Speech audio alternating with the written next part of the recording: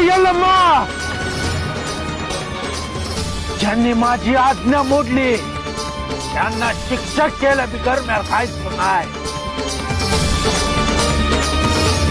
आज सूर्य मावळतीला गेला का पहिली शिक्षा होणार. ज्यांनी त्या सापाचा मनका तोडला आणि जीव घेतला त्याचा बी जीव नाही राहणार. मामा, अहो हे काय तुमच्या पाठीवर तर वळू म्हटल्यात. अहो काठीने मारल्यावर कसं दिसतंय तसंच दिसतंय बघा. अहो मामा, सांगा की काय झालंय. अहो सांगा तरी काय झालंय.